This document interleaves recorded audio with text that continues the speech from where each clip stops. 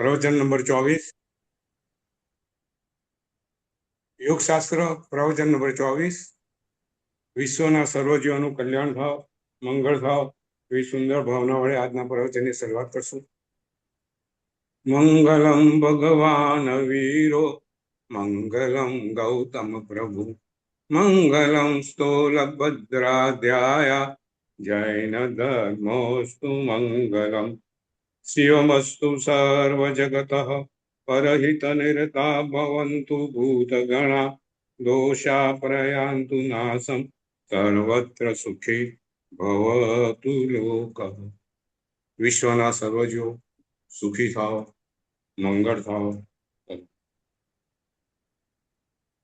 યોગશાસ્ત્ર આજે આપણે ગુણ સ્થાનક 2 એની नंबर ना વાત कर दिया, 6 तारीख को आएंगे, मैं कहती 4 जनी આગળ વધશું. એ પહેલા એક સુંદર કથાનકથી આજના પ્રવચનની શરૂઆત કરશું. એક શેઠ હતા. એ શેઠ ઉંમરવાન થયા. શેઠ હોશિયાર હતા. એમને 4 પત્નીઓ હતી. એ જમાનો હતો, પત્ની વધારે હોય એમાં કશું લોકોને ખરાબ ખોટું નતું લાગતું.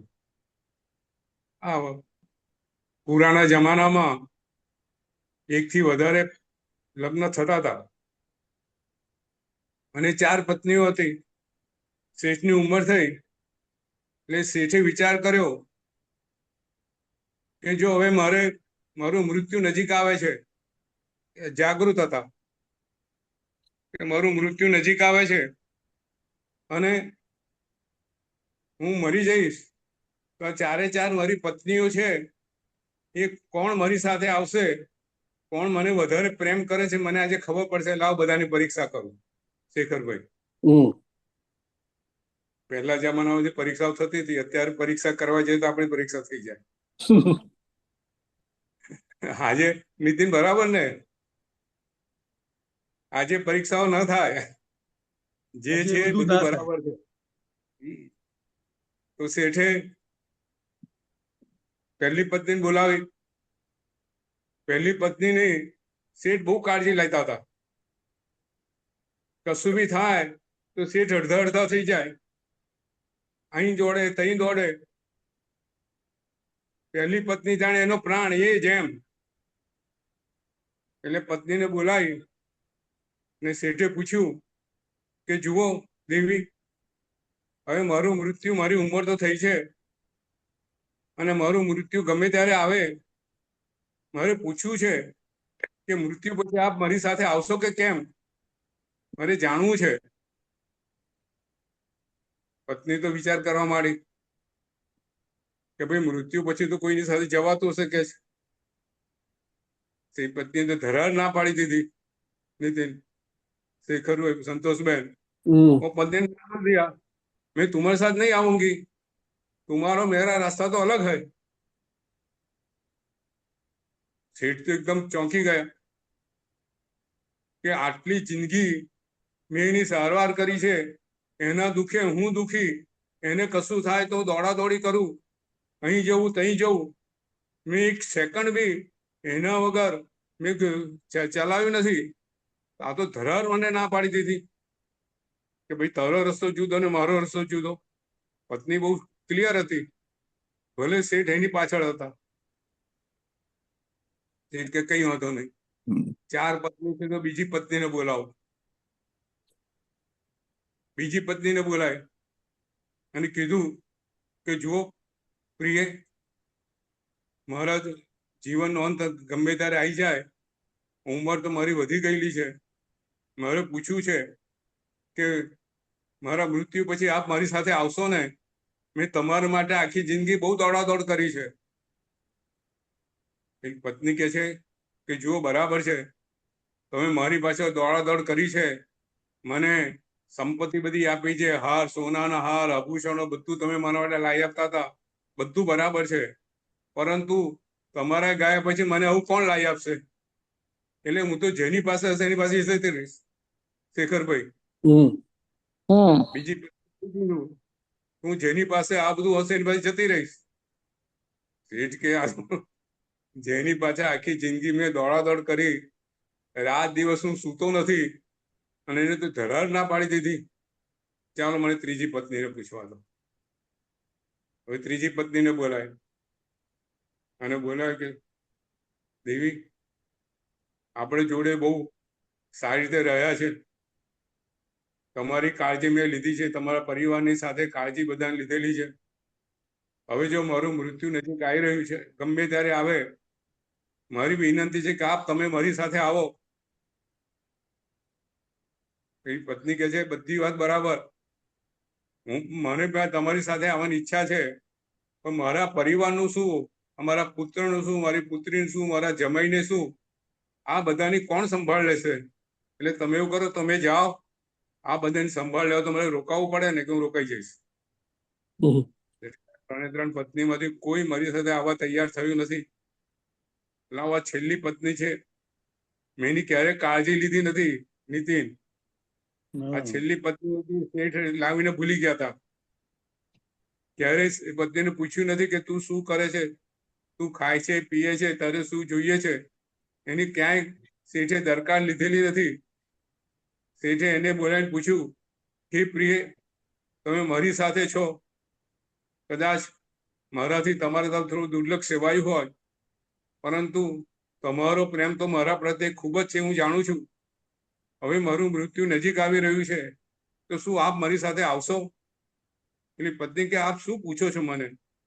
હું તમારી સાથે જ છું, હું તમારી સાથે જ રહેવાની છું, તમે જ્યાં જશો ત્યાં હું આવીશ. શેઠ તો ખુશ થઈ ગયા કે વાહ, ક્યાં પત્ની મારી સારી છે. શેઠે વિચાર કર્યો, હવે આ રૂપક કથા છે. શેઠ શાણમાં બધું સમજી ગયા કે આ સંસાર આવો છે. જે પહેલી પત્ની હતી શેખરભાઈ, એ બીજું પણ એ શેઠનું શરીર, જેની કાળજી લીધી હતી આખા જીવન, શરીરને કશું દોડા દોડ કરી મૂકે, આમ કરે તેમ કરે. મૃત્યુ પછી કોઈનું શરીર સાથે આવતું નથી. બરાબર. બીજી પત્ની હતી લક્ષ્મી, જેના માટે શેઠે રાત દિવસ એક કર્યા હતા. નીતિ અનીતિ કશું જોયું નતું, હિંસા અહિંસા કશું જોયું નતું, પૈસા કમાવામાં ક્યાંય પાછા પડ્યા નતા. અને એ પત્નીએ કહી દીધું કે ભાઈ તારા ગયા પછી તો જેની પાસે સંપત્તિ લક્ષ્મી કોઈની થઈ નથી, કોઈની થવાની નથી.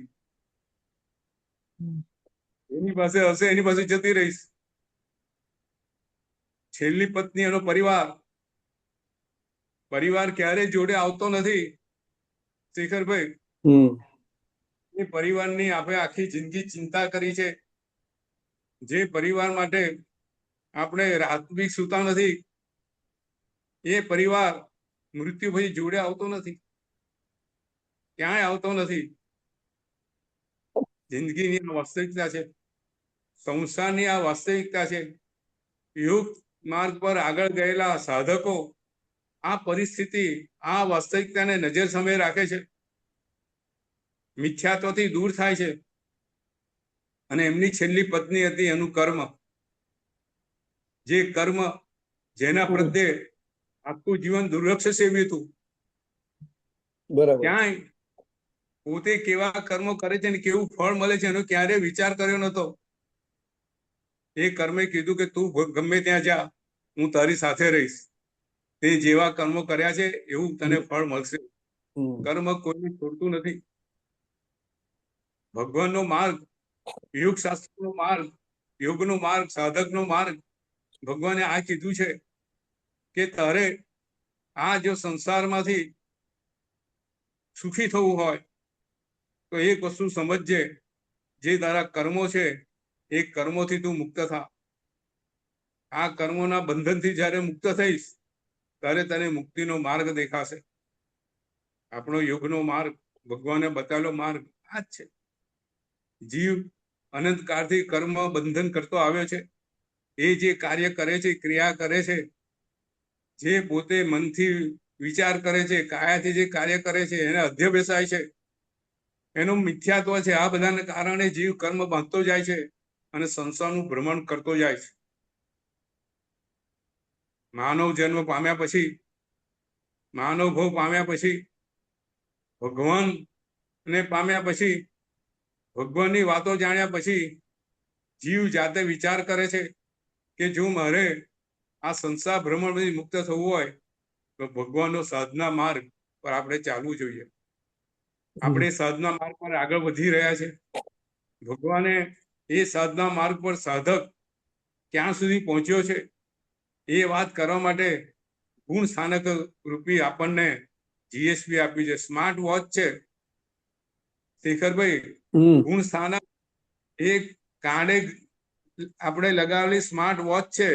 કેટલા પગથિયા ચાલ્યા નક્કી કર્યું હોય. આજે તો કેટલા પગથિયા, કેટલા પગ ચાલવાના હોય રોગમાંથી મુક્ત થવું હોય તો શેખરભાઈ?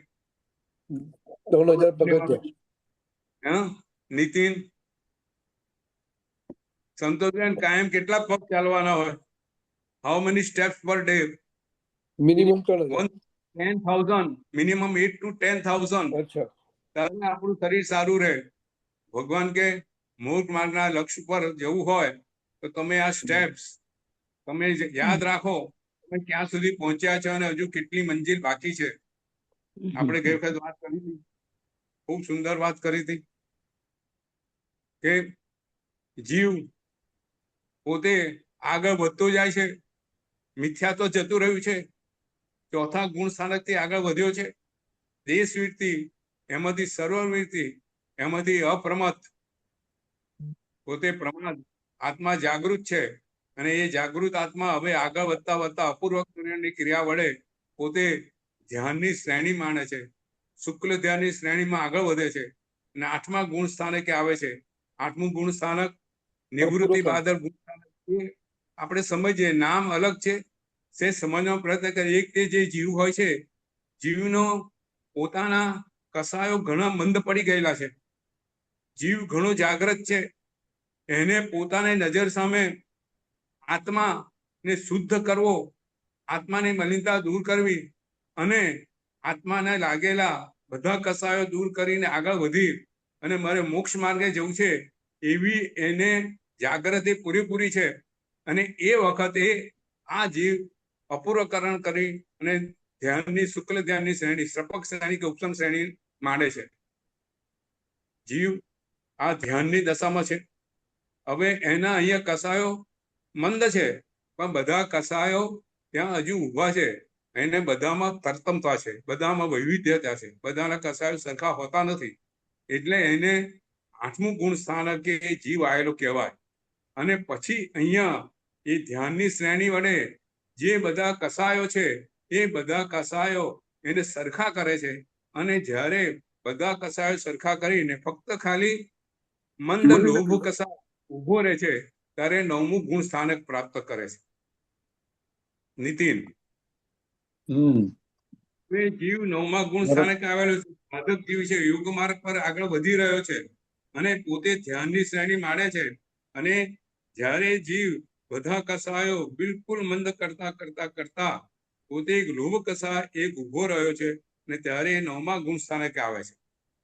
અને 9મા ગુણ સ્થાનકે આવ્યા પછી હજુ એની ધ્યાનની પ્રક્રિયા ચાલુ છે અને એ ધ્યાનની પ્રક્રિયા કરતા કરતા હવે 10મા ગુણ સ્થાનકે આવે છે.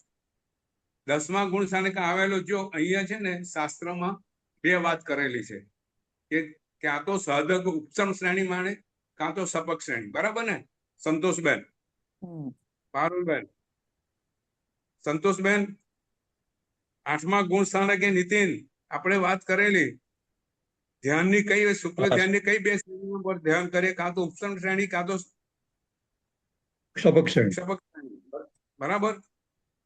તો હવે 9મા ગુણ સ્થાનક 10મા ગુણ સ્થાનકે આવેલો જીવ જે શ્રેણીમાં છે તે પોતાનો જ્યારે લોભ કસાય, ઉપસમ શ્રેણી વાળો લોભ કસાય દબાવી દે. એ લોભ કસાય દબાવે, એને કાઢ્યો ના હોય કે 11મા ગુણ સ્થાનકે આવે. અહીંયા એનો લોભ કસાય હજુ દબાયેલી અવસ્થામાં છે. ફટકડી હજુ કચરો સાફ થયો નથી. પાણીમાં ફટકડી નાખી કચરો નીચે દબાઈ ગયેલો છે અને કોઈ કારણસર ઉછળી આવે એટલે 11મા ગુણ સ્થાનકે આવેલો જીવ એનો લોભ કસાય જો દબાયેલો છે તો એ જીવ ત્યાંથી 11મા ગુણ સ્થાનકેથી પાછો ફરે છે. એની બધી પ્રક્રિયા ફરીથી એને કરવી પડે છે. પણ જેને સપક શ્રેણી પાણી છે એ સીધો 10મા ગુણ સ્થાનકે 12મા ગુણ સ્થાનકે જાય છે. અહીંયા એનો લોભ કસાય જે મંદ કસો એ નાશ પામે છે. અને જેવો નાશ પામે છે 12મા ગુણ સ્થાનકે આવેલો જીવ હવે જો 12મા ગુણ આવેલો જીવ એનો લોભ કસાય મંદ કરે છે. એની શ્રેણી ધ્યાનથી શુક્ર ધ્યાનની શ્રેણી ચાલે છે.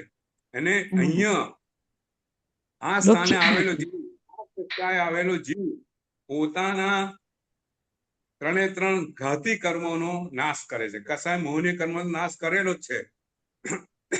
અને જેવો મોહનીય કર્મોનો નાશ થતા એના બીજા 3 કર્મો કયા કયા? જ્ઞાનાવર્ણ્ય કર્મ, દર્શનાવર્ણ્ય કર્મ અને અંતરાય કર્મ. એનો નાશ પામતા જીવ કેવળ જ્ઞાન પ્રાપ્ત કરે છે. કેવળ જ્ઞાન પ્રાપ્ત કરનારો જીવ કયા ગુણ સ્થાનકે કહેવાય નીતિન? 13મા. હા, અહીંયા જો છે ને શાસ્ત્રકારોએ કે ભાઈ એક સાદી વસ્તુ સમજાવી છે કે આપણે રેસમાં છીએ. આ રેસ દોડતા હોય છે ને, દોડવાની રેસ કઈક લાઈન દોરેલી હોય છે, બરાબર નીતિન? હવે એ લાઈન જ્યારે એ દોડતો હોય અને લાઈન જ્યારે લાઈન પર પહોંચે ત્યાં સુધી 12મું ગુણ સ્થાનક, અને જેવો લાઈન ક્રોસ કરે એટલે કયું ગુણ સ્થાનક? કે જીતી ગયો, 13મું ગુણ સ્થાનક. આટલો ફરક છે. એક લાઈન દોરી જેટલો ફરક છે કે જેવું એને 12મા ગુણ સ્થાનકે એને પોતાનો લોભ કસાય મોહને નાશ કર્યો કે તરત 3 ઘાતી કર્મોનો નાશ થઈને સીધો 13મા ગુણ સ્થાનકે આવી જાય. કેવળ જ્ઞાન પ્રાપ્ત કરે. જો આપણે ત્યાં મોક્ષ માર્ગ બતાવેલો છે, આપણે ત્યાં સાધના માર્ગ બતાવેલો છે. આપણે તમે બધા જીવો, કેટલા જીવો કેવળના ભગવાને પોતે કેવળ જ્ઞાન ક્યાં પ્રાપ્ત કર્યું હતું? ઋજુવાલિકામાં, બરાબર? આખું જીવન સાધના કરી કેવળ જ્ઞાનની જે સપક શ્રેણી એમને ત્યાં માંડી એ અંતઃમુહૂર્તની હોય. અને એની અંદર આ બધા ઘાતી કર્મોનો નાશ થઈ જાય ને ત્યાં ભગવાન કેવળ જ્ઞાન પ્રાપ્ત કરે, બરાબર? એ સિવાય આપણે આ વસ્તુ સમજવાની છે કે બીજે વાત કરેલી છે એના કરતા આપણે ક્યાં કેવી રીતે જુદા છે શેખરભાઈ, એ આપણે અહીંયા સમજવાનો પ્રયત્ન કરવાનો છે આના દ્વારા. કે ભાઈ ભગવાને ગુણ સ્થાનક દ્વારા તમને યોગ માર્ગનો આખો માર્ગ બતાવેલો છે. હવે એના સિવાય બીજો કોઈ માર્ગ દેખાતો નથી, અને બીજો કોઈ માર્ગ પર જે જાય તે અહીંયા પહોંચી શકતો નથી. નીતિન, બરોબર.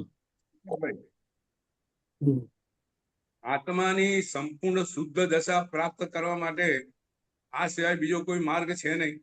મિથ્યા તો ઊભું હોય એને આત્માની શુદ્ધ દશા કેવી રીતે પ્રાપ્ત થાય?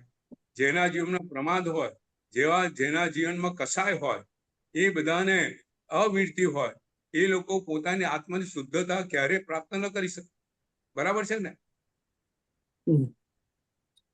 પછી 13મું ગુણ સ્થાનક એ સહયોગી ગુણ સ્થાનક કીધું ને. પછી 14મું ગુણ સ્થાનક એ જીવ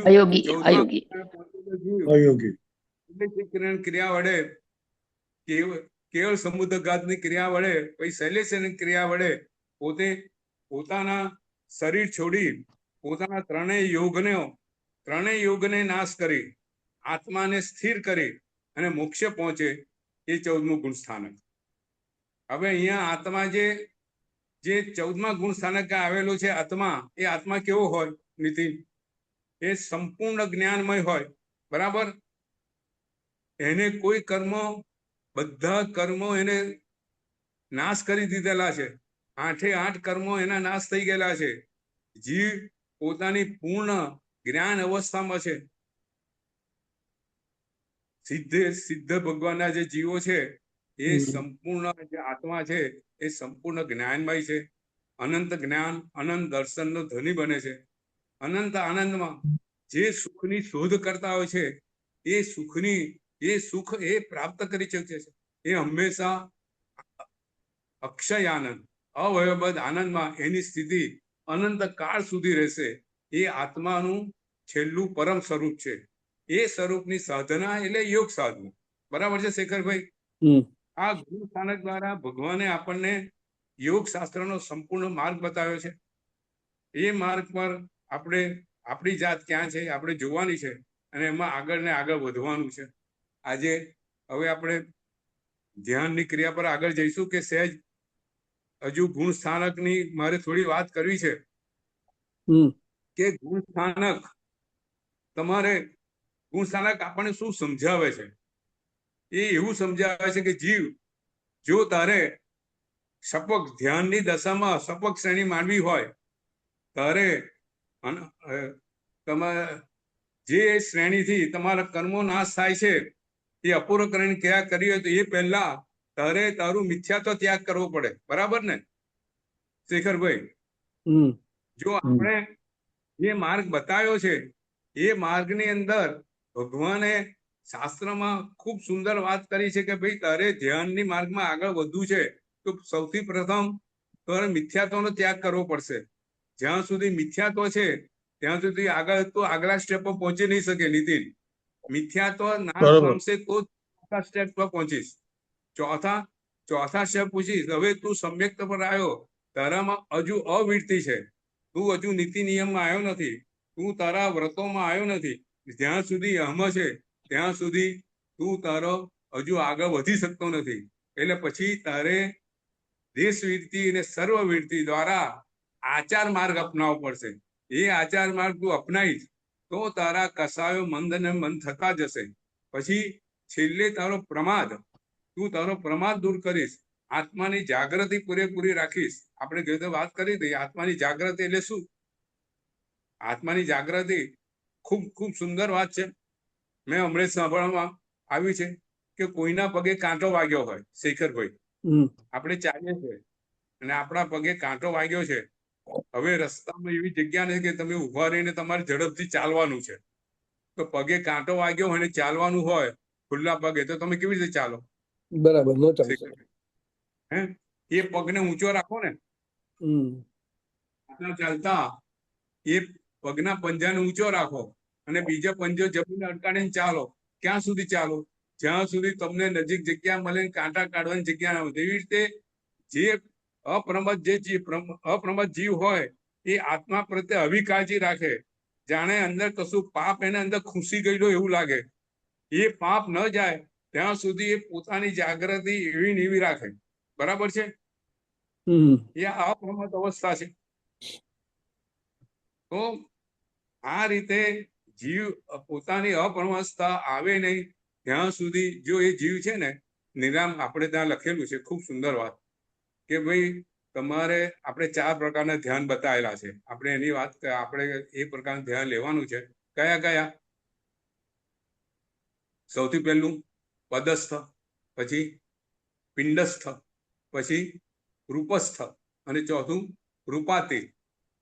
આલંબન વગરનું ધ્યાન. રૂપાતીત એટલે આલંબન વગરનું ધ્યાન. તો આપણે ત્યાં કીધું છે કે તમારે છેલ્લું ધ્યાન તો આલંબન વગરનું હોય કે જે આપણને મોક્ષ પર લઈ જાય. એ નીલાંબર ધ્યાન જ્યાં સુધી જીવને પ્રમાદ હોય ને ત્યાં સુધી આ ધ્યાનમાં આગળ વધી શકતો નથી. શેખરભાઈ, પ્રમાદ અવસ્થા તમને તમે રૂપાતીત બધા ધ્યાન કરી શકો અને છેલ્લે જે ધ્યાન ધરવાનું છે જ્યાં સુધી પ્રમાદ જીવને છે ત્યાં સુધી આ ધ્યાન ધરી શકે નહીં. એટલે જે બીજા બધા માર્ગો જે બતાવેલા છે એ માર્ગો બધા કમીવાળા છે કે તમે બેસીને ધ્યાન ધરો અને તમને આત્મા સાક્ષાત્કાર થઈ જાય, આત્મા તમારો નિર્મળ થઈ જાય ને મોક્ષ જઈ જાઓ. એ બધી વાત શાસ્ત્રકારોએ ના પાડી છે. જ્યાં સુધી તમારા આચારમાં ના આવે, બહુ સ્વાભાવિક છે. આપણે ત્યાં ઘણા પ્રસંગો બતાવ્યા છે કે પ્રસન્નચંદ્ર ધ્યાનમાં હતા અને પોતે એ ધ્યાનમાં થોડા આગળ વધ્યા હોત તો ત્યાં પણ એ વખતે પેલો સૈનિક બોલ્યો કે આ શું ધ્યાન ધરે છે? એના દીકરાને તો મંત્રીએ કબજે લઈ લીધેલો છે, તેમનું ધ્યાન ભંગ થઈ ગયું, એનો જીવ સંસારમાં આવી ગયો. તો આ અપ્રમદ અવસ્થાએ એમને નીચે પાડી દીધા. બરાબર ને નીતિન? બરાબર. જો આ એને ધ્યાન ભંગ અને આ પ્રમાદ અવસ્થાથી નીચે લઈ ગયા તો એમાં એટલે જ્યાં સુધી જીવ પોતાને પ્રમાદ અવસ્થા છે પોતે ત્યાં સુધી એ જીવ પોતે જે ધ્યાન ધરવાનું છે મોક્ષ માર્ગનું ધ્યાન ધરી શકતો નથી. તો આપણે આવતી વખત વિવિધ ધ્યાનની પ્રક્રિયાઓ વિવિધ ધારણાઓ એના પર આગળ જઈશું. આજે આપણે ધ્યાનની અંદર આજે આપણે આગળ વધશું. આવતા પ્રવચનથી યોગશાસ્ત્રમાં વિવિધ ધારણાઓ આપેલી છે. એ ઉપરાંત ઓમકારનું ધ્યાન, નવકારનું ધ્યાન, લોકસનું ધ્યાન કેવી રીતે ધરવું, સમોસણનું ધ્યાન કેવી રીતે ધરવું, આપણે એક એક પ્રવચન અંદર એક વસ્તુ લઈશું. કયા જરૂર પડે તો બબ્બે વખત એ પ્રયોગ કરીશું. ખૂબ સુંદર અદ્ભુત પ્રયોગો છે અને આપણે બધાને એનાથી ખરેખર ખૂબ ફાયદો થાય એવા પ્રયોગો છે. એના પર આપણે આગળ વધશું. આજે આપણે ધ્યાનની પ્રક્રિયામાં જોડાઈ જઈશું. બરાબર છે? સરળ બધા ટટ્ટાર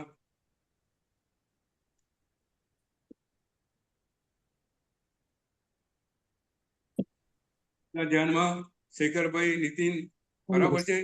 સંતોષબેન તૈયાર? Okay fine. ઓકે. બંને પગ નીચે. પોતે જે આસન પોતાને યોગ્ય લાગે છે એ આસનમાં સ્વસ્તિકાસન, સુખાસન, પદ્માસન. શરીર ક્યાંય ખેંચાવું ના જોઈએ. તમે ધ્યાનમાં સહજતાથી રહી શકો, ક્યાંય શરીરમાં દુખાવો ના થાય અને તમારું ધ્યાન ભંગ ના થાય એ કાળજી રાખી અને તમે આસન તમારું શરીરને જે સ્ટેટસ છે એ બનાવી રાખશો. બંને પગ જમીનને અડકેલા છે. ખબર નથી બધા કેટલાક ખુરશી પર હશે, કેટલાક પલંગ પર હશે, ટેબલ પર હશે. બંનેના પગ જમીનને અડકેલા છે. હાથ પંજા ઢીંચણ ઉપર, કોણી શરીરને અટકેલી, કમરથી ટટ્ટાર, ડોક ટટ્ટાર, આંખો બંધ, હોઠ ભીડેલા. બધું સ્વાભાવિક રીતે, સહજ રીતે, સરળ રીતે. હવે આપણું ધ્યાન શરીરને શિથિલીકરણ, રિલેક્સેશન. આપણું શરીર સ્થિર અને રિલેક્સ થવું જોઈએ. રિલેક્સેશનની ક્રિયા આપણે કરશું. મૂળ આ ક્રિયા યોગ નિદ્રાની ક્રિયા છે. એમાં ખૂબ આગળ વધાયું છે. એમાં આજે આપણે જતા નથી. કોઈ વખત યોગ નિદ્રા આપણે લઈશું. આ અદ્ભુત ક્રિયા છે. કેવી રીતે એ આખી અલગ વસ્તુ છે, આપણે લઈશું. પણ એની મૂળભૂત વસ્તુ આપણે આજે કરી રહ્યા છે. આપણું ધ્યાન ડાબા પગના પંજા ઉપર છે, અંગૂઠા પર છે. અંગૂઠો હલાવીને ખાતરી કરીએ છીએ સ્થિર છે. પંજાની આંગળીઓ, ડાબા પંજાની આંગળીઓ હલાવીને ખાતરી કરીએ છીએ ડાબા પંજા પર ધ્યાન છે. ત્યાંથી ડાબા પંજાની એડી પર ધ્યાન છે. ક્યાંય દબાણ નથી. ડાબા પગ પર ધ્યાન છે. ડાબા પગના ટીચન પર ધ્યાન છે. સહેજ હલાવીને ખાતરી કરીએ છીએ ડાબા પગની સાથળ જાંઘ પર ધ્યાન છે. ત્યાર પછી જમણા પગના અંગૂઠા પર, જમણા પગની આંગળીઓ ઉપર, જમણા પગના પંજા ઉપર, જમણા પગની એડી ઉપર, જમણા પગ ઉપર, જમણા પગના ઢીંચણ ઉપર, જમણા પગના સાથળ ઉપર આપણું ધ્યાન છે. બધું ખૂબ સરળ અવસ્થામાં, સહજ અવસ્થામાં, ક્યાંય દબાણ નથી. પૂરી ખાતરી છે. હવે આપણું ધ્યાન ધીરે ધીરે નાભી નીચે જાય છે. પેટના અંદરના સ્નાયુઓ ઉપર ક્યાંય દબાણ નથી. આપણે ખાતરી કરીએ છીએ. ધીરે ધીરે નાભી ઉપર, નાભીના અંદરના અવયવો ઉપર ક્યાંય દબાણ નથી, ક્યાંય દુખાવો નથી. ક્યાંય કોઈ વાર પદ્માસનમાં પગ આપણા અહીંયા અડકેલા હોય છે ને એક અંદરના પગ પર દબાણ થતું હોય છે. એટલા માટે આ બધા આસનની અંદર આ વિધિ કરવામાં આવે છે કે પગની એડી, બંને પગની એડીઓ ઉદરપટલને દબાયેલી હોય અને એ વખત ઉદરપટલમાં દુખાવો સહેજારમાં થઈ જાય. એ જોવાનું, એ થતો નથી. એ રીતે આગળ વધીએ છીએ. નાભી પર ધ્યાન છે, અંદરના ભાગ પર ધ્યાન છે. ધીરે ધીરે ઉદરપટલ પર ધ્યાન પડે છે. ઉદરપટલ સ્વાભાવિક સંકોચાય છે, પ્રસાર થાય છે, એક્સપાન્ડ થાય છે. ધીરે ધીરે ફેફસા પર ધ્યાન છે. શ્વાસ મંદ ગતિએ લઈ રહ્યા છે. શ્વાસ લેવામાં કોઈ ઉતાવળ નથી. મન એકદમ શાંત છે, મન એકદમ સ્થિર છે. શ્વાસ એકદમ મંદ ગતિએ લઈ રહ્યા છીએ. ઝડપી ગતિનો શ્વાસ આપણું આયુષ્ય ખતમ કરે છે, આપણું આયુષ્ય ઓછું કરે છે. શ્વાસ આપણા પ્રાણ તત્વો સાથે સંકળાયેલો છે.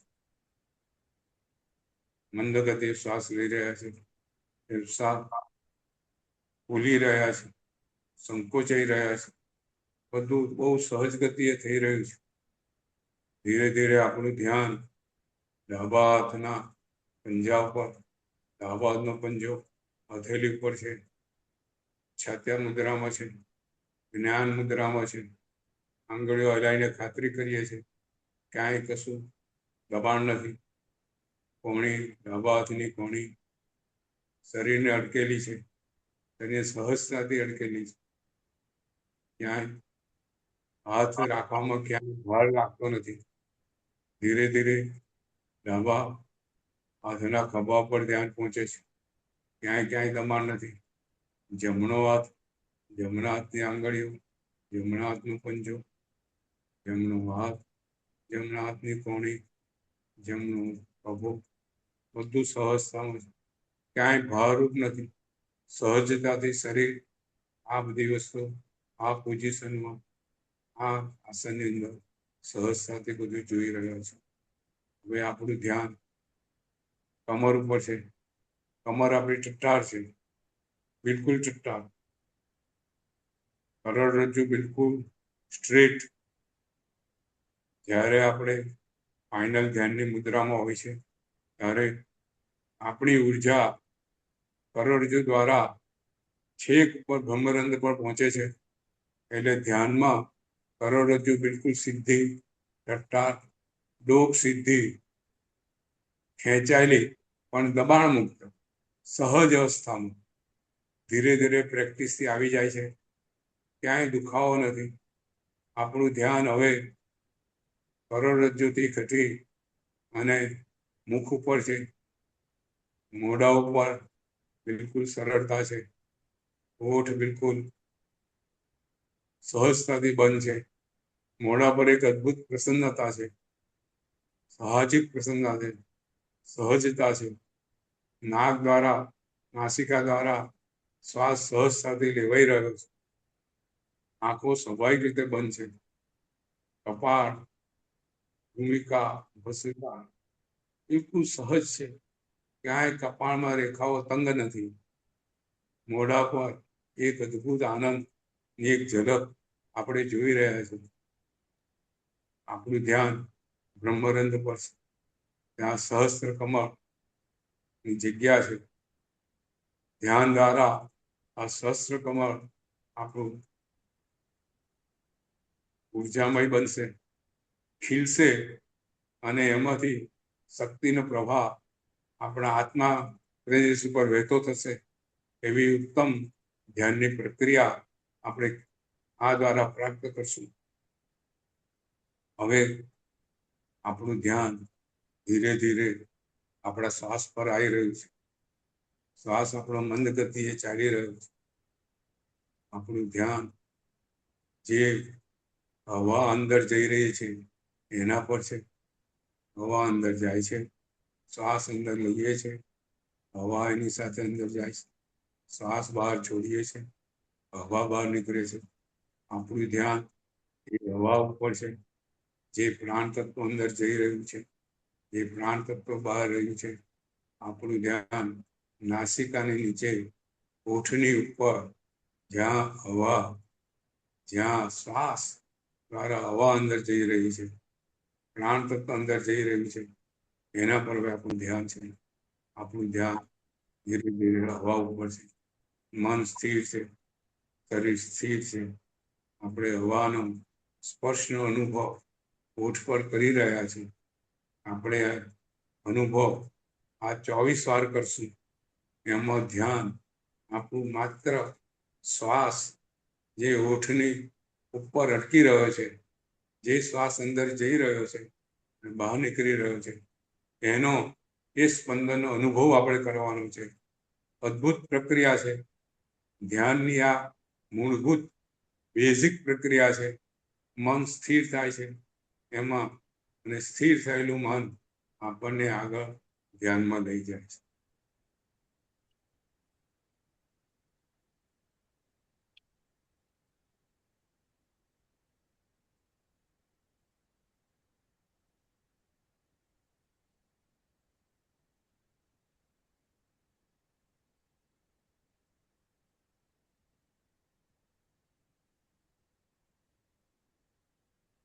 ક્યાંય ઉતાવળ નથી. શ્વાસ મંદ ગતિએ, સહજ ગતિએ અંદર જઈ રહ્યો છે, બહાર નીકળી રહ્યો છે, હોઠને અડકી રહ્યો છે. અંદર જતો શ્વાસ, અંદર જતી હવા ઠંડક છે, ઠંડી છે. બહાર આવતી હવા ગરમ છે, મલિન છે. આપણે એનો અનુભવ કરી રહ્યા છીએ. અદ્ભુત અવસ્થા છે. આપણો અનુભવ એક અદ્ભુત મનની અવસ્થામાં લઈ જઈ રહ્યો છે.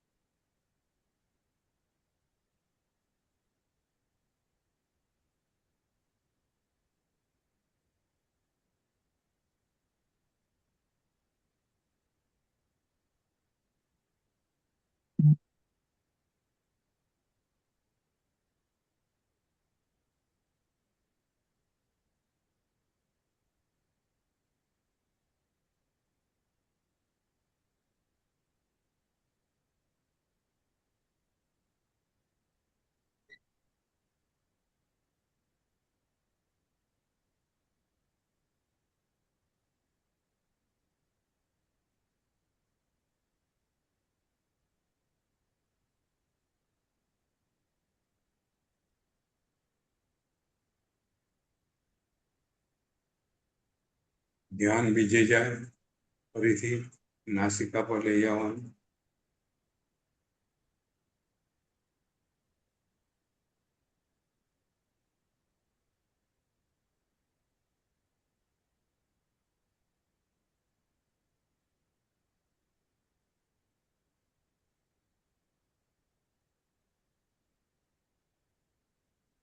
હવે આપણે દીર્ઘ પ્રાણાયામ કરશું. દીર્ઘ પ્રાણાયામના 4 સ્ટેપ છે.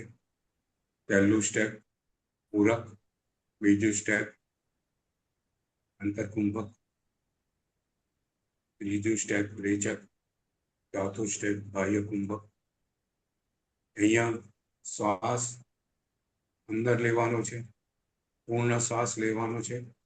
હવા છેવથી લઈએ ત્યારે છેક ઉદરપટલ પર જાય. ઉદરપટલ નીચેના ફેફસા પૂર્ણ રીતે એક્સપાન્ડ થાય. ધીરે ધીરે હવા ઉપર ભરાય, ધીરે છાતી સુધી આવે. છાતી પૂર્ણ રીતે ખુલે, સંપૂર્ણ હવાથી ફેફસા સંપૂર્ણ રીતે ભરાઈ જાય. 1 થી 5 બોલીએ એમાં આ પ્રક્રિયા પૂરકની પ્રક્રિયા થાય. ત્યારબાદ 1 થી 5 બોલીએ એટલે આંતરકુંભક, અંદર હવા રહેશે.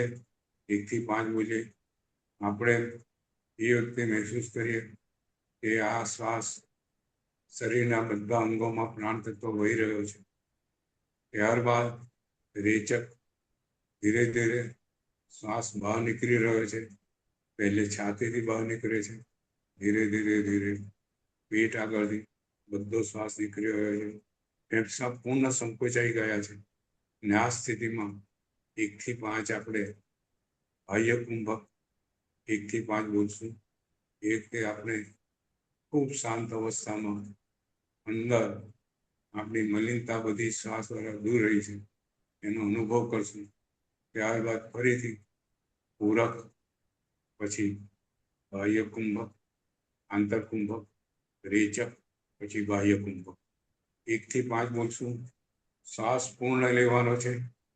ખૂબ ફાયદા છે. ગઈ વખત વાત કરેલી, શ્વાસ હવાથી ફેફસા પૂર્ણ રીતે ખુલી જાય તો પૂર્ણ હવાનું ક્વોન્ટિટી મળે, એ જથ્થા દ્વારા આપણું લોહીમાં પૂર્ણ ઓક્સિજન મળે, અને પૂર્ણ ઓક્સિજન લોહીને મળતા એ લોહી શરીરના દરેક અંગોમાં જઈ અને પૂરતો ઓક્સિજન પ્રાણ તત્વ પૂરું પાડે, અને એના દ્વારા બધા અંગો ઉર્જામય બને.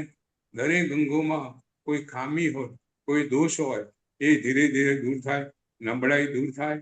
એની પછી જ્યારે શ્વાસ બહાર કાઢીએ પૂર્ણ રીતે, ત્યારે બધો કચરો લોહીનો પૂર્ણ રીતે બહાર નીકળી જાય, અને એ દ્વારા લોહી સંપૂર્ણ સ્વચ્છ બને. સંપૂર્ણ સ્વચ્છ બનેલું લોહી, સંપૂર્ણ શક્તિવાળું લોહી શરીરના અંગે અંગોની અંદર એક શક્તિ આપે છે, શરીરના રોગો દૂર કરવાનું બને છે. એ ઉપરાંત પ્રાણ તત્વ દ્વારા આત્મતત્વ ઉર્જામય બને છે. આપણું આત્મતત્વ ઉર્જામય બનતા એની મલિનતા ઓછી થતી જાય છે. એક અદ્ભુત પ્રક્રિયા છે. આપણે બધા એને કરશું. હું 1 થી 5 બોલીશ. પહેલા પૂરક, પછી આંતરકુંભક, રેચક, બાહ્યકુંભક. 1, 2, 3, 4, 5. આંતરકુંભક 1, 2, 3, 4, 5. રેચક 1, 2, 3, 4, 5. બાહ્યકુંભક 1, 2, 3, 4, 5. પૂરક 1, 2, 3, 4, 5. પોતે પોતાનો શ્વાસ ધીરે ધીરે છાતી ભરે છે એ અનુભવ કરવાનો. આંતરકુંભક 1, 2, 3, 4, 5. રેચક 1, 2, 3, 4, 5. બાહ્યકુંભક 1, 2, 3, 4, 5. આપણે 12 વખત આ કરશું. મનની અંદર 1 થી 5 ગણવાના છે. શ્વાસ એ રીતે લેવાનો છે.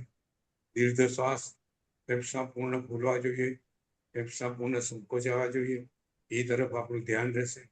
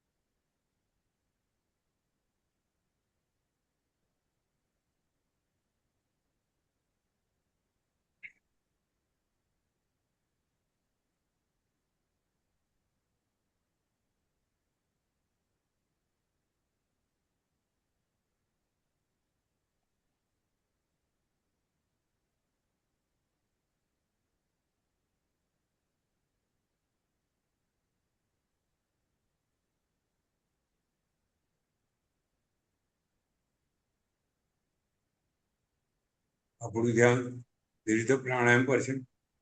તમે જોજો ધીરે ધીરેનો અભ્યાસ આપણા ફેફસાની ફ્લેક્સિબિલિટી વધારશે, ફેફસાની તાકાત વધારશે, આપણી શ્વાસ લેવાની પદ્ધતિમાં ખૂબ મોટો ફેરફાર કરશે.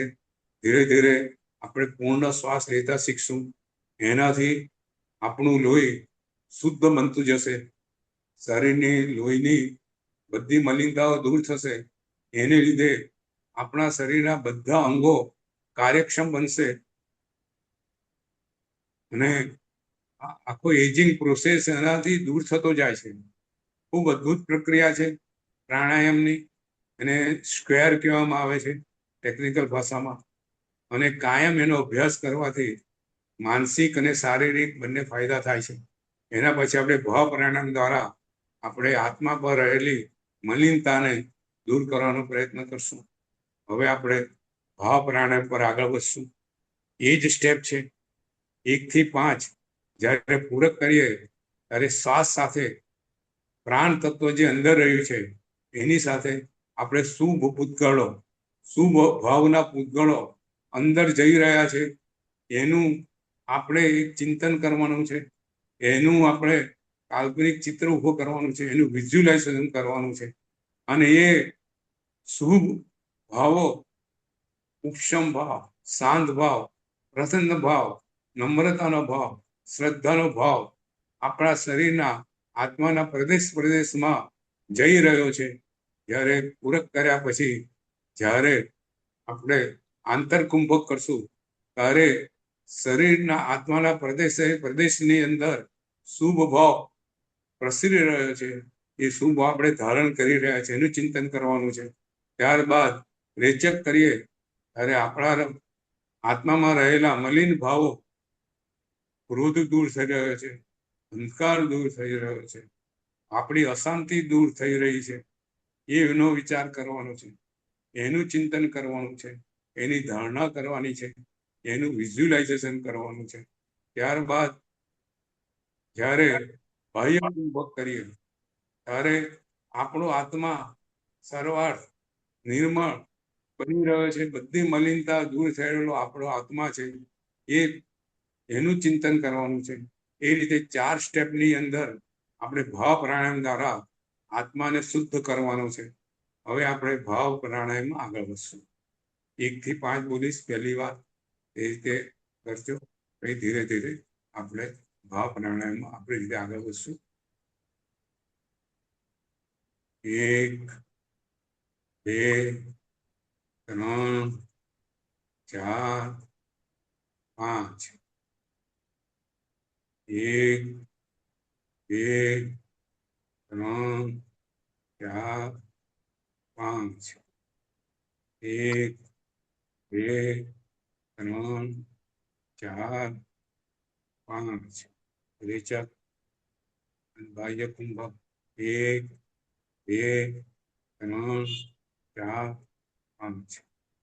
પૂરક શ્વાસ સાથે પ્રાણ તત્વ સાથે આપણી અંદર ઉપશમ ભાવ, શાંત ભાવના પૂતગળો અંદર જઈ રહ્યા છે એનો આપણે અહેસાસ કરશું. 1, 2, 3, 4, 5. આ ઉપશમ ભાવના પૂતગળો આપણા આત્મા પ્રદેશમાં અત્યારે વહી રહ્યા છે. 1, 2, 3, 4, 5. ખૂબ શાંત બની રહ્યા છે. હવે આપણી મલિનતા, ક્રોધ આપણો દૂર થઈ રહ્યો છે, અહંકાર દૂર થઈ રહ્યો છે. એના પૂતગળો, જે પૂતગળો આત્મા પ્રદેશમાં લાગેલા છે એ બધા બહાર નીકળી રહ્યા છે એવો આપણે અનુભવ કરશું. ક્રોધ નીકળી રહ્યો, ક્રોધના પૂતગળો નીકળી રહ્યા છે, ક્રોધ નીકળી રહ્યો. આત્મા ક્રોધ મુક્ત છે. 1 થી 5 ગણશું. આ અદ્ભુત પ્રક્રિયા છે. પોતાને મનમાં પોતે અશાંત રહેતા હોય તો શાંત ભાવ અંદર જઈ રહ્યો છે. જે લીધે અશાંત રહેતા હોય એ મલિન તત્વ નીકળી રહ્યું છે એ ભાવના કરવાની છે. પોતાના આત્માને શુદ્ધ કરવાની આ અદ્ભુત પ્રક્રિયા છે. આપણે ઘણી પ્રશ્ન થાય છે, આટલી બધી ક્રિયા કરીએ છીએ તો આપણું મન કેમ પાછું પડે છે? તો આ એક એવી પ્રક્રિયા છે સાધનાની કે જે આપણા મનને સક્ષમ બનાવે છે અને આપણી જે વિષય કસાયો જે આપણે આત્મા પર લાગેલા છે એને દૂર કરવામાં ખૂબ સારી રીતે મદદ કરે છે. આત્માને શુદ્ધ કરવાની આ અદ્ભુત પ્રક્રિયા આપણે ભાવ પ્રાણ દ્વારા કરી રહે છે.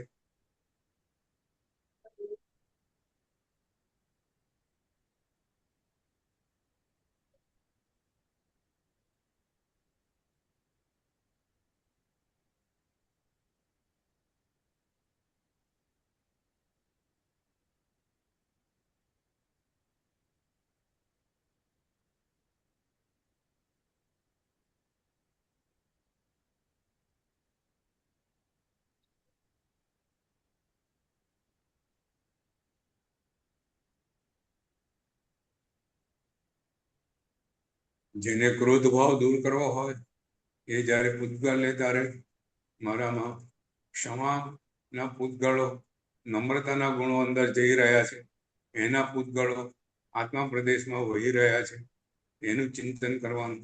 પોતાના ક્રોધના પૂતગળો નીકળી રહ્યા છે એનું ચિંતન કરવાનું.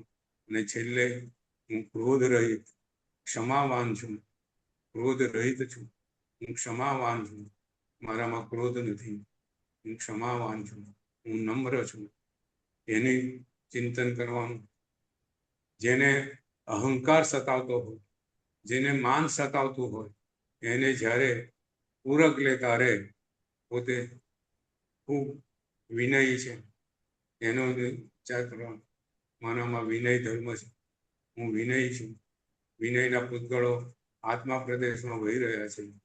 અને જ્યારે રેચક કરીએ ત્યારે મારા અભિમાનના પૂતગળો, મારા માનના પૂતગળો, મારા મદના પૂતગળો નીકળી રહ્યા છે. અને છેલ્લે હું અભિમાન રહિત એકદમ વિનયી અને નમ્ર છું, વિનયી છું, નમ્ર છું, નમ્ર બની રહ્યો છું.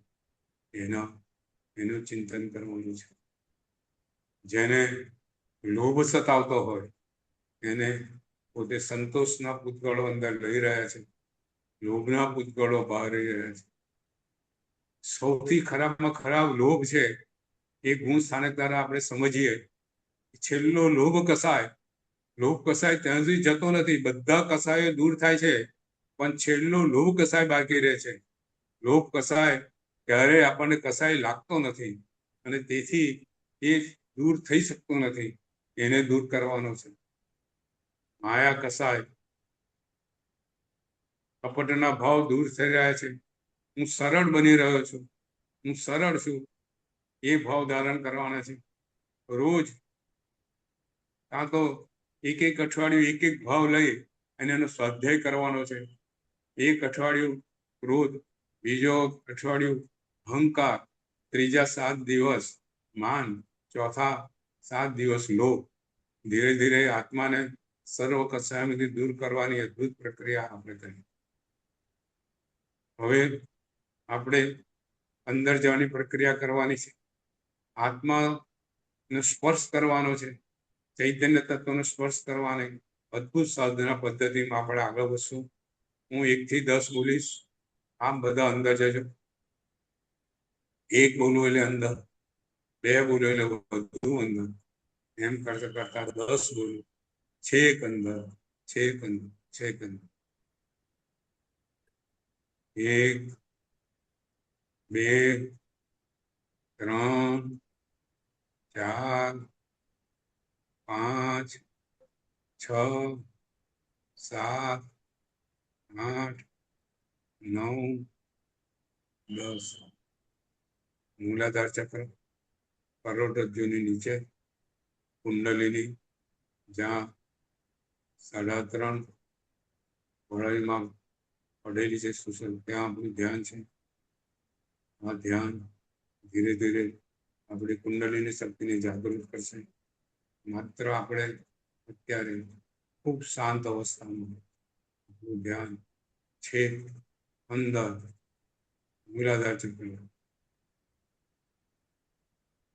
એક અંદર પરમ તત્વ આત્મ તત્વ એનો આનંદ માની રહ્યા છે, એનો સ્પર્શ, ખૂબ શાંતિ, અત્યંત શાંતિ, અત્યંત પ્રસન્ન, ખૂબ અંદર, ખૂબ અંદર, નિર્મળ જ્યોતિમય આત્મા.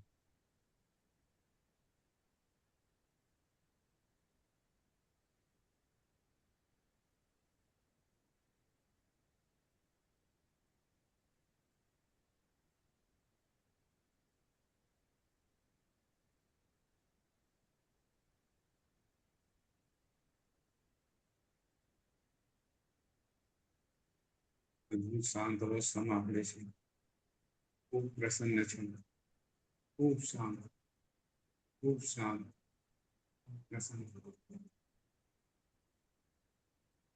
શુદ્ધ આત્મા, નિર્મળ આત્મા એ આપણે છીએ, જ્ઞાનમય છે.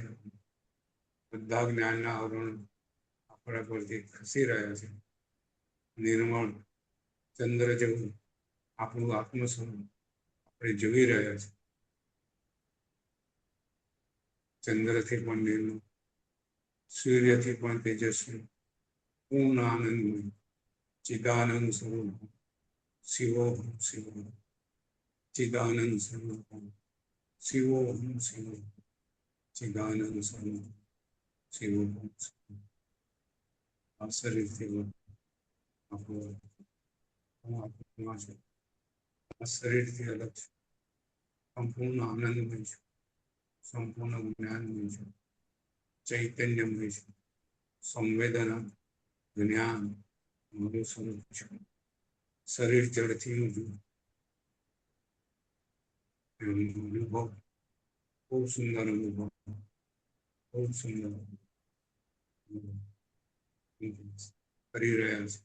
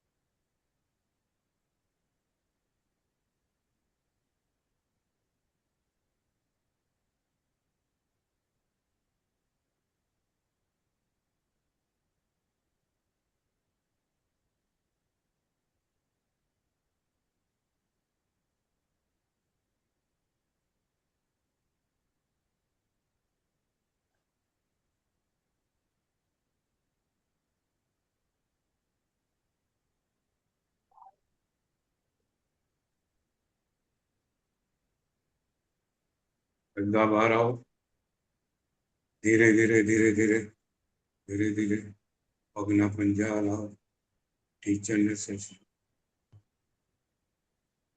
બંને હાથને પંજા લાવો, ઉંગળીਆਂ લાવો, પગા લાવો, લોકોને સેશન હલાઈ સ્થિર કરો. ધીરે ધીરે ધીરે ધીરે શ્વાસ ઉપર ધ્યાન, આંખો ઉપર લઈ આવો, આંખો ધીરે ધીરે ખોલો, આંખો ધીરે ધીરે, બંને હાથને સહેજ મૂકો, શરીર ધ્યાન આત્મા પરથી શરીર પર.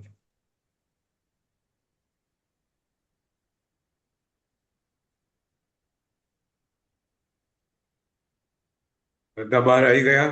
નીતિન, શેખરભાઈ, પૂર્ણિમાબેન, બેન, જી ગુરુજી.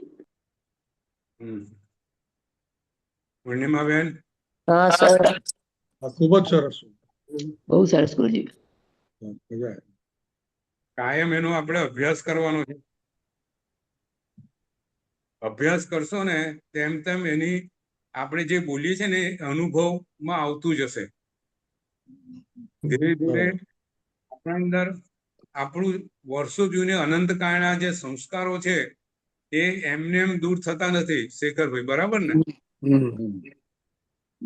આ બધી સંકલ્પ અને સ્વાધ્યાય અભ્યાસ બે વસ્તુ આ વસ્તુને દૂર કરશે. સંતોષભાઈ, હમ. સંકલ્પ કરવાનો કે આ બધા રોગ, આત્માની જે મલિનતાઓ છે મારે દૂર કરવી છે, મારે લોભ દૂર કરવો છે, બધું આ ઘણા છે. આપણે ભયભીત હોઈએ તો આ પ્રક્રિયા કરવાની. હું અભય નિર્ભય, ભગવાન તો નિર્ભય હતા, બરાબર ને? ભગવાને ક્યાંય ભય હતો? સંગમ, ભગવાને ઉચકીને ફોટો છે તોય ભગવાન પોતાના આત્મામાં મસ્ત હતા. તો આવી નિર્ભયતા, ભગવાન નાના હતા ને ત્યારે પેલા સાપને સાચવી અને ઉચકીને બાજુ પર મૂક્યો. ભગવાને સાપનો એક બે ભય નતો લાગ્યો. આપણો ધર્મ નિર્ભયતાનો છે. તો હવે ગુણ બી આ રીતે ખીલી શકે છે. આ બધા એટલે ભાવ પ્રાણાયામ દ્વારા આપણી બધી મલિનતા દૂર કરવાનો એક સરસ ઉપાય છે. બરાબર છે નીતિન? બરોબર.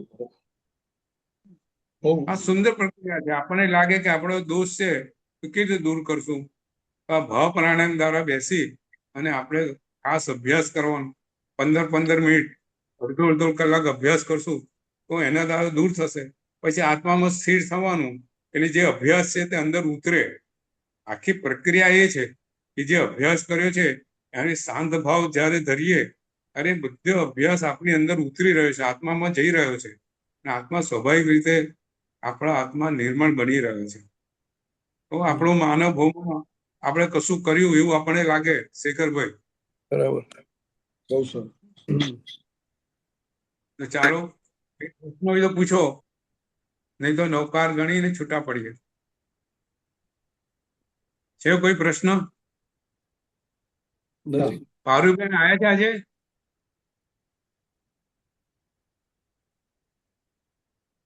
પારુબેન નથી આયા. ચાલો પારુબેન આવે ત્યારે એકનો પ્રશ્ન છે, એ આવે ત્યારે આપણે એની ચર્ચા કરશું. સુંદર પ્રશ્ન છે. આવતી વખત પારુબેન જોડાશે ત્યારે ચર્ચા કરશું. બરાબર છે? ચાલો. ઓકે. નમો હરિહંતાણું, નમો સિદ્ધાણું, નમો આયરાણું, નમો વજ્જાયાણું, નમો લોહે સબસાઉ મેસો પંચ નમસ્કારો સવભાવપણાસનો મંગલાનંચ સભ્યસિમ પ્રણમા મંગલો. આવતા વખતે આપણે અમુક ધારણા જે છે, ધારણા જે છે અમુક ધારણાઓ અને ધ્યાન ને સમાધિ, અમુક જે ધારણા છે યોગ શાસન બતાવેલી છે, એનો આવતે વખતે પ્રયોગ ચાલુ કરવાની મારી ઈચ્છા છે. બરાબર છે શેખરભાઈ? ઓકે. હા. પૂર્ણિમાબેન? હા હા. જી ગુરુજી. હમ. બરાબર છે? હા. તો આવતી વખત એનો નવી ધારણા લઈશું. પછી નવા જે મંત્રો છે એનું કેવી રીતે ધ્યાન ધરવું એ આપણી પાસે ધ્યાન સતકમાં બતાવેલું છે, એના દ્વારા આપણે કરશું. એટલે ઘણી પદ્ધતિઓ ધ્યાન સતકમાં બતાવેલી છે, ધ્યાનામૃતમાં બતાવેલી છે. એ બધી વારાફરતી એક આપણે પદ્ધતિઓ લઈશું. બરાબર છે? બરાબર. ઓકે. ચાલો. જેનાજ્ઞા વિરુદ્ધ બોલાવ્યો હોય તે હોય માનવ તેમ કાય કરી ઈચ્છા મેં સર્વને ખૂબ ખૂબ પ્રણામ અનુમોદના. ગુરુજી. પ્રણામ. ખૂબ અનુમોદના અંકલ. સુખ શાંતિ ધન્યવાદ. પ્રણામ. હા, પ્રણામ आत्मा रहजो अंकल। હા. आपको गुरु पूर्णिमा के उपलक्ष्य में आपको खूब खूब अनुमोदना अंकल। आप चंदन तरफ अच्छा, आपका आज कोई प्रश्न नहीं आया चंदन बहन? नहीं, प्रश्न समझने की कोशिश कर रही हूँ, उसमें उतरने की कोशिश कर रही हूँ।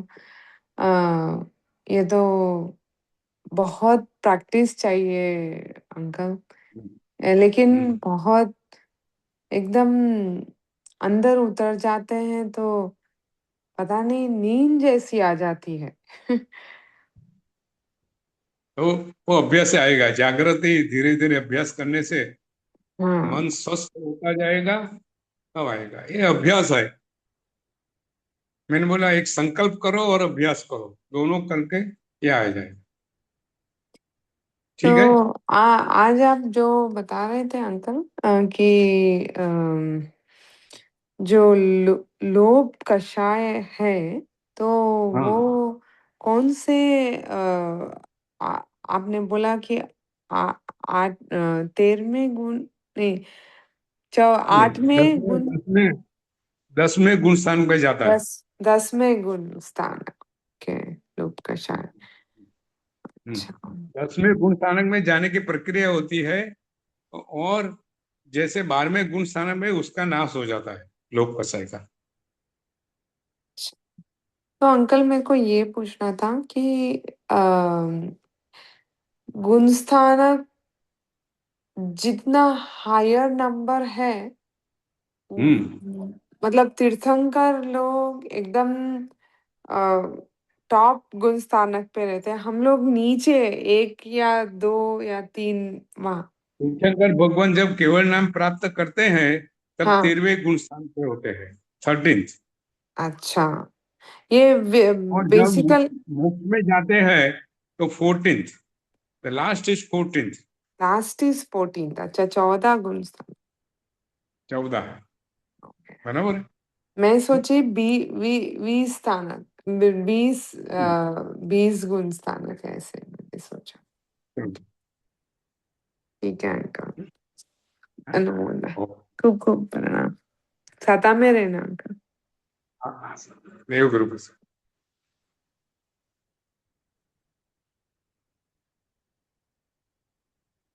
सभी को प्रणाम। प्रणाम प्रणाम।